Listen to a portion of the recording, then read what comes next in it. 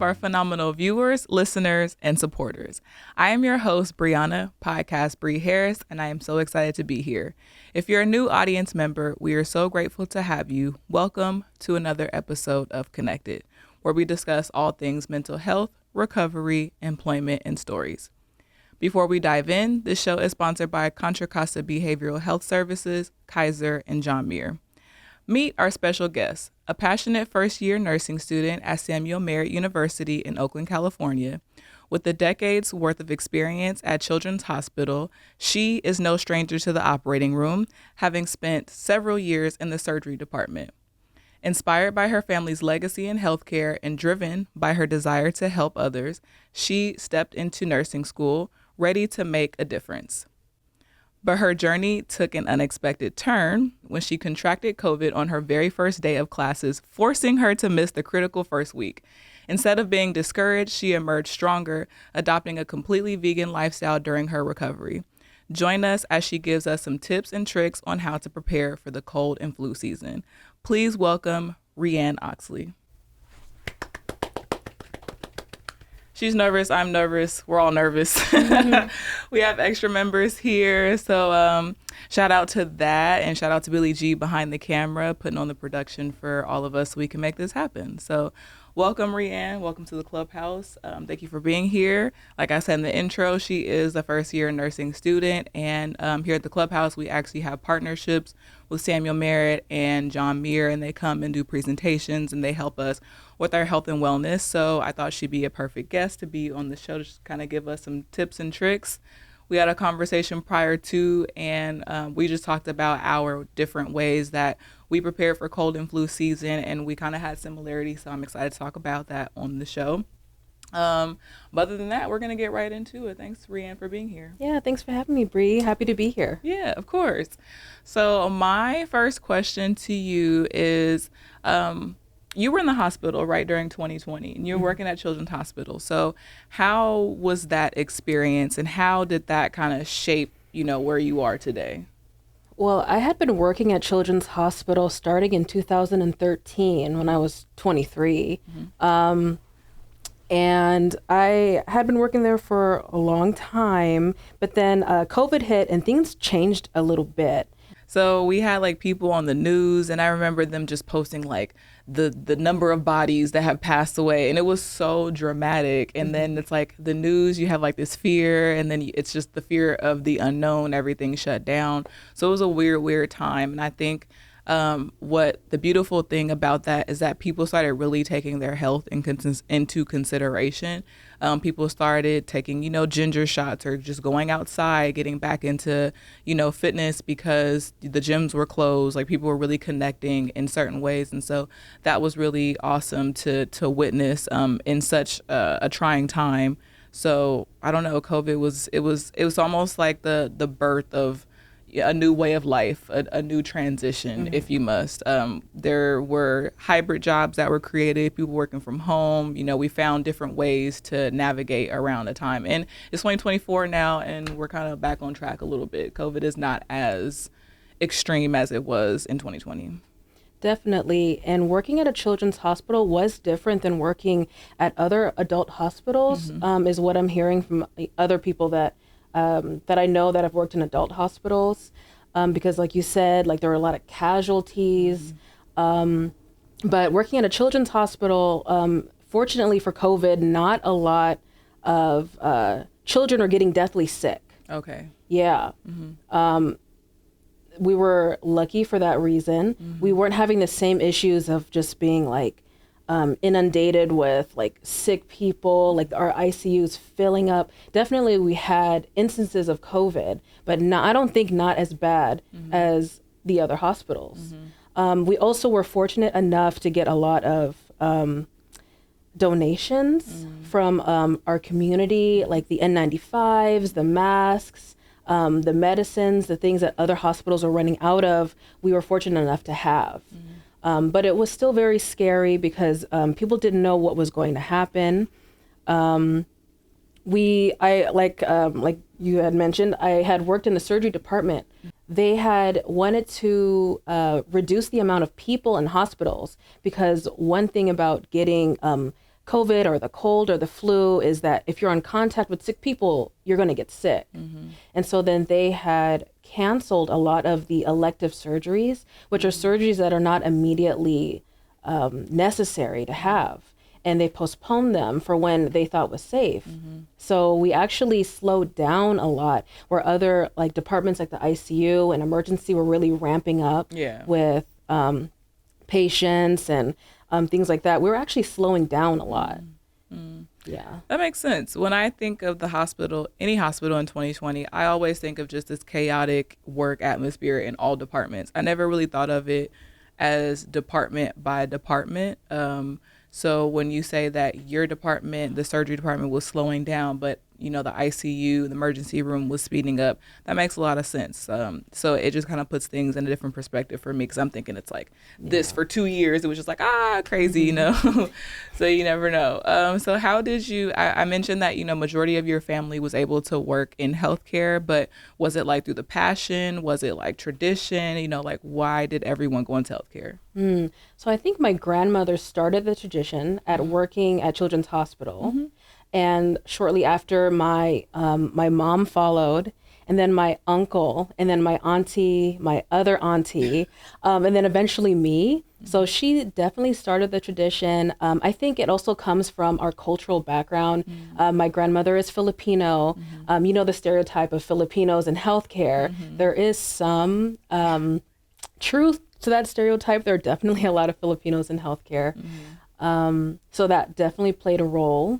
I think there was a passion as well for healthcare in my family. I have some cousins who are nurses. Most of us do. My sister works in healthcare too. So definitely family tradition has played a role in working in a hospital. Yeah.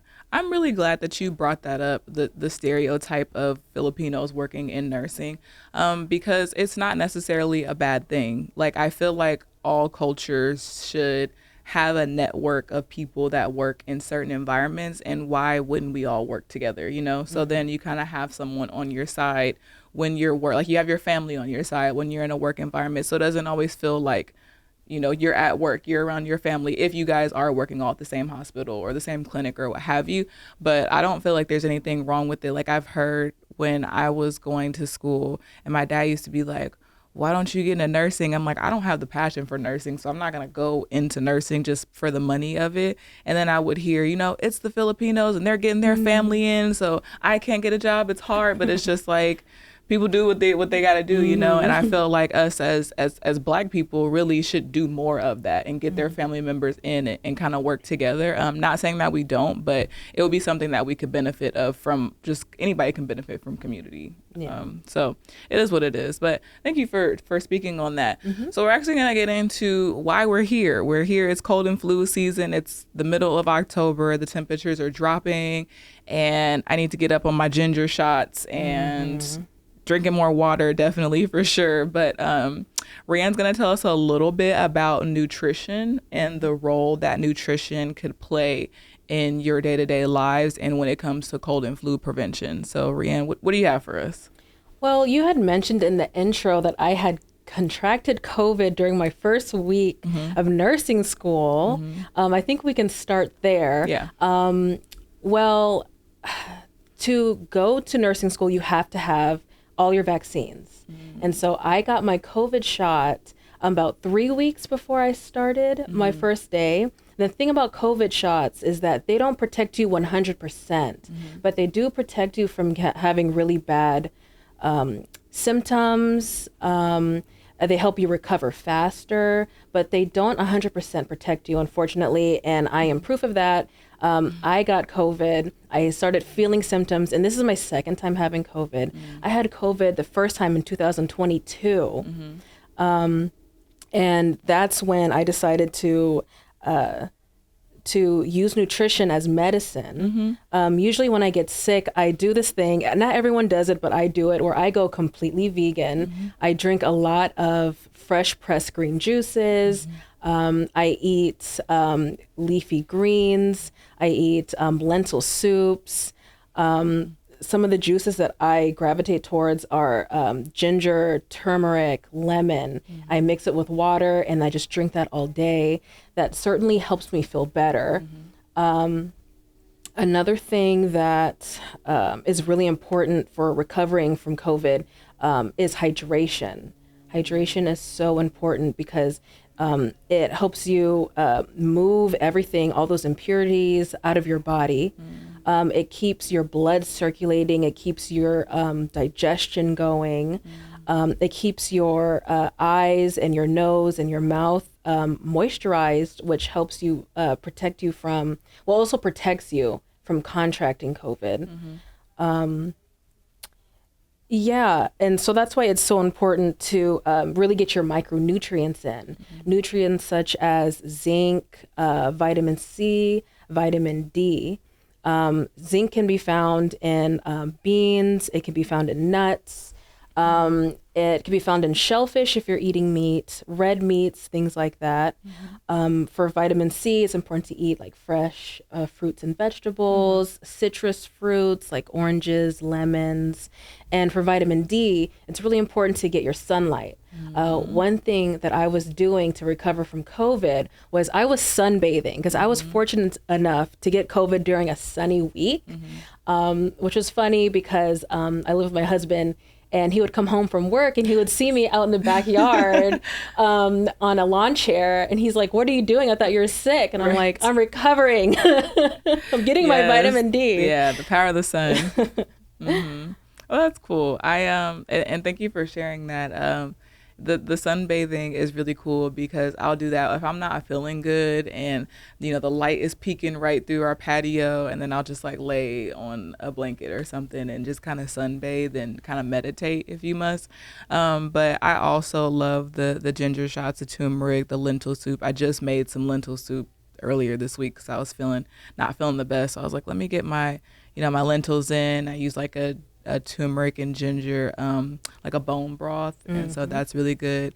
And then, the black pepper to activate it. Like it's like all these different things. But I really wish that nutrition was taught in school, like as us growing up. I can only speak for California and the few years I lived in Ohio, but like we weren't taught nutrition during a time like in school. I didn't learn nutrition until I got to college, and I took a nutrition class, and it was so hard at the time. Looking back, I'd probably do a little bit better, but I was just like, wow. And you learn how to read the ingredients list and like what the product has, like the majority of it. So if like the first 3 labels are sugar, then it's probably majority sugar, like things of that nature. So I really wish we as a culture was more educated on nutrition. I know in other countries they teach nutrition during lunch. So you're actually like learning while you're indulging, but it would do us a lot of good. But we can talk on and on about America's healthcare system and nutrition, but we're gonna end it there. So how important is like hand hygiene? Because it could be so simple. It could be so simple. I know I read like one of the easiest ways to stop the spread of bacterial and viral infections is just to wash your hands. Just wash your hands. Exactly. Washing your hands for 20 to 30 seconds actually kills 99% of the bacteria and viruses on your hands. And actually, there is a correct way of washing your hands, and not a lot of people know that. Yeah. Because when you tell someone, please wash your hands for 20 to 30 seconds, they think, I'm supposed to do this for 20 or 30 seconds. And I say, no, there's more to it than that. Yeah. You have to get the back of your hands. You have to get in between the fingers. You have to get the fingertips. This is also something that we learned in nursing school. We had a whole lesson on how to wash your hands, which was very enlightening. You also have to get your thumbs, don't forget that, and your fingernails, get underneath your fingernails. And if you do all of those things, that takes about 20 to 30 seconds. Some people, they sing happy birthday, they sing the alphabet, or you just pick your favorite song, the chorus of your favorite song, which is about 20 to 30 seconds, and just sing that, like a lot of singing, whatever you need to do to get those hands washed. Yeah. And I think it's also important. I'm gonna pull out my handy dandy notes. I think it's also important that you do use or wash your hands. And I read somewhere that, give me 1 second. I read somewhere that there's like, the difference between like bacterial infections and viral infections. And so the difference is that bacteria are single cells that can survive on their own inside or outside of the body. Viruses cause infections by entering and multiplying inside the host's healthy cells. So a virus needs a host, so me, you, an animal to host on to be able to survive and multiply. And bacteria can live on your hands, on your fingertips, on the doorknob, on a camera, on the microphone that I'm speaking on right now. And so and I loved how at the clubhouse we clean after every meal and like every day on everything that we do to just kind of keep it clean in here. And I really appreciate that. And then just go and wash your hands right afterwards. So it could all be so simple. Exactly. Some people don't even like washing their hands, and I don't understand. We should shame them. We should shame them. So I like that. There is this statistic that only 19% of everyone in the world, I don't know how they got that statistic, but it must be true, washes their hands after using the bathroom. I'm clenching my pearls. Yes. But I believe it. Yes. I've seen it with my own eyes. So if you see on someone multiple occasions not washing their hands, you wag your finger at them and you say, wash those hands. Wash those hands. The name of this episode is going to be called Wash Those Hands. Okay, so my next question is, so what are some common misconceptions about COVID-19 prevention that you have encountered? Well, one of them, as we've talked about it, is that getting the COVID vaccine does not 100% protect you from getting COVID, but it helps your symptoms lessen and it helps you recover faster. So that shouldn't stop you from getting the vaccine. Everyone should get the vaccine because it's one of the best ways to protect yourself. And another thing is mask wearing. A lot of people think that if you wear a mask, you won't get COVID, but really wearing a mask is to protect others from getting COVID, from you infecting them, because it stops the particles that spread COVID out of your mouth from spreading around a room. So if everybody wore a mask, then, I mean, the chances of getting COVID or the flu or a cold are lessen a lot.